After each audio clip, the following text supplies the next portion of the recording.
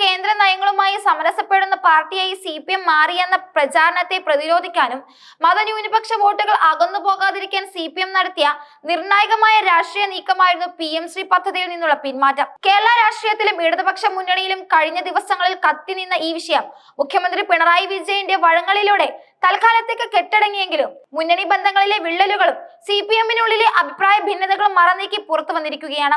ന്യൂനപക്ഷ വോട്ടുകൾ നഷ്ടപ്പെടുന്നത് മലബാറിലെ പാർട്ടിയുടെ അടിത്തറയ്ക്ക് കനത്ത തിരിച്ചടിയാകുമെന്ന വിലയിരുത്തലാണ് CPM-നെ ഈ കടുത്ത തീരുമാനത്തിലേക്ക് നയിച്ചത്.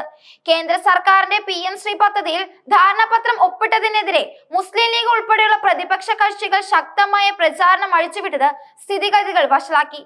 BJP-യുടെ വിദ്യാഭ്യാസ നയം കേരളത്തിൽ നടപ്പാക്കാൻ CPM ശ്രമിക്കുന്നു എന്ന ആരോപണം മതന്യൂനപക്ഷ വിഭാഗങ്ങളിൽ വലിയ ആശങ്ക സൃഷ്ടിച്ചിരുന്നു.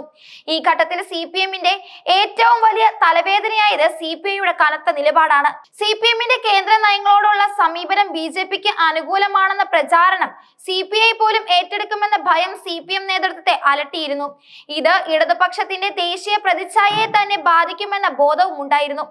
മതന്യൂനപക്ഷ വിഭാഗങ്ങളിൽ നിന്ന് അകന്നാൽ മലബാറിൽ പാർട്ടിക്കുണ്ടാകുന്ന തിരിച്ചടി ഗുരുതരമായേക്കുമെന്ന വിലയിരുത്തൽ CPM നേതൃത്വ യോഗങ്ങളിൽ ഉയർന്നു വന്നിരുന്നു. ഈ പൊതുവികാരത്തിന് കൂടുതൽ ശക്തി പകർന്ന് CPM ജനറൽ സെക്രട്ടറി MA ബേബിയുടെ നിലപാടായിരുന്നു.